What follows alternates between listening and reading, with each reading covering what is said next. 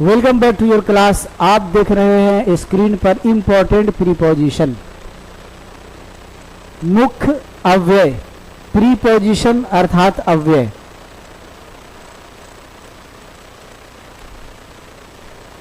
आज हम लोग परीक्षा के दृष्टिकोण से बहुत ही महत्वपूर्ण प्रीपोजिशंस को देखेंगे, डिस्क्रिप्शन के साथ, व्याख्या के साथ। तो सबसे पहला है my pen is superior dot dot dot yours. देखिए ध्यान रखिएगा, सुपेरियर, इंफेरियर, श्रेष्ठ होना या तुच्छ होना, ठीक है, सीनियर, जूनियर, कहीं भी इस तरह का यदि शब्द आपको दिखाई देता है और दोनों के बीच में कंपेयर किया जाता हो, तुलना किया जाता हो, तो हमेशा इसके बाद आने वाला जो प्रीपोजिशन होगा वो टू होगा।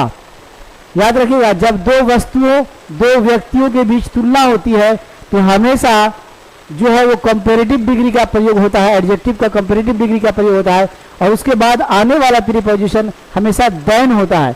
लेकिन कुछ वर्ड्स ऐसे हैं जिसमें सुपेरियर है, इंफेरियर है, सीनियर है, जूनियर है, इन सब के बाद आने वाला जो प्रीपोजिशन होगा वो हमेशा टू होगा। बहुत ही मार्केबल है और बहुत बार परीक्षा में ये पूछा जा चुका है।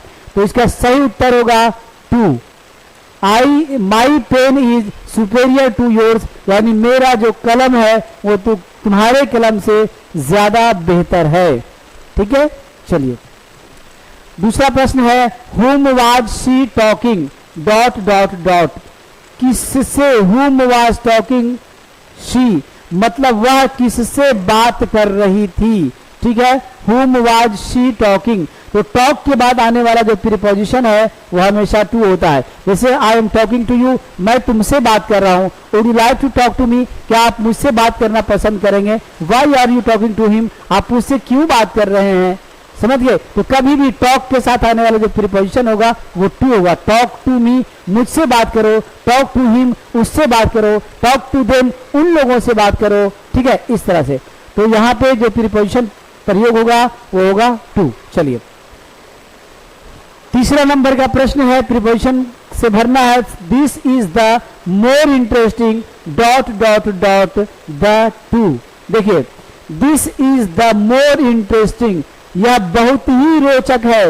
यहां पे देखिए कंपैरेटिव डिग्री का प्रयोग किया गया है। कंपैरेटिव डिग्री का प्रयोग किया गया है। सबसे पहले interesting positive degree, comparative degree more interesting और सुपरलेटिव डिग्री मोस्ट इंटरेस्टिंग। तो यहां पे भी तुलना की जा रही है। ठीक है, तो this is the more interesting, यह बहुत ही रोचक है। Dot dot to, the two, dot dot the to, यानी दो में से यह जो है बहुत ही रोचक है, बहुत ही अधिक रोचक है। तो इंटरेस्टिंग ऑफ द टू, दो में से इंटरेस्टिंग ऑफ द, तो इंटरेस्ट के साथ यहाँ पे जो वर्ड लगाएंगे हम लोग, इंटरेस्टिंग ऑफ द टू, दो में से, क्योंकि दो में से एक की तुलना की जा रही है। ठीक है, this is the more interesting of the two, दो में से यह जो है बहुत ही ज्यादा रोचक है। ठीक है, चलिए इसके बाद जो है 4 नंबर में प्रीपोजिशन से जो खाली स्थान भरना है, 4 नंबर जो प्रश्न है वो यहां देखिए। चौथा प्रश्न है कि wisdom consist dot dot dot doing the right thing at the right time.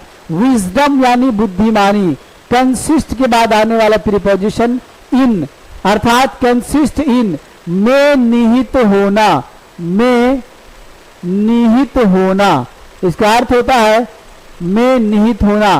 तो कह रहा विजडम कंसिस्ट इन, यानी बुद्धिमानी में निहित होता। किस बात में निहित होता है, तो डूइंग द राइट थिंग, सही काम को किया जाए, एट द राइट टाइम, सही समय पर किया जाए, अर्थात सही काम को सही समय पर किया जाना ही बुद्धिमानी है, ये इसका अर्थ है। चलिए question number 5, I am no obvious dot dot dot the dangerous ahead.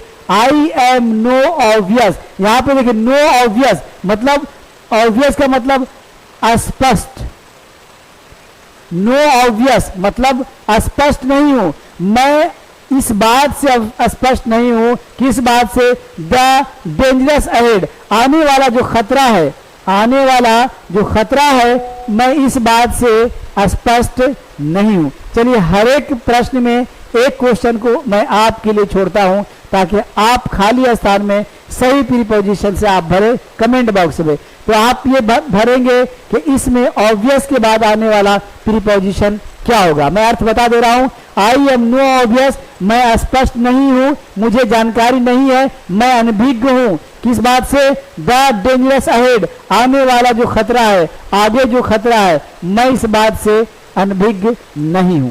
ठीक है, कौन सा प्रीपोजिशन से ये भरा जाएगा, is this question is for you, ये प्रश्न आपके लिए है। ठीक है, चलिए अगला प्रश्न, क्वेश्चन नंबर 6। क्वेश्चन है कि science is opposed dot dot dot superstition. Science is opposed यानी विज्ञान जो है वो क्या करता है, विरोध करता है। ठीक है, किसका विरोध करता है, सुपरस्टिशन का मतलब अंधविश्वास का, सुपरस्टिशन अर्थात अंधविश्वास। ठीक है, चलिए, और ओपोज का मतलब होता है विरोध करना, विरोध करना, साइंस यानी कि विज्ञान। तो यहां पे प्रश्न यह है कि विज्ञान विरोध करता है, ठीक है, किसका, तो सुपरस्टिशन का। इस खाली स्थान में कौन सा भरा जाएगा, science is oppose to, science is oppose to superstition. Science जो है, विज्ञान जो है वो किसका विरोध करता है, तो वो अंधविश्वास का विरोध करता है। ठीक है, चलिए इसका सही उत्तर जो है वो आपके सामने है। इसके बाद हम लोग आगे बात कर लेंगे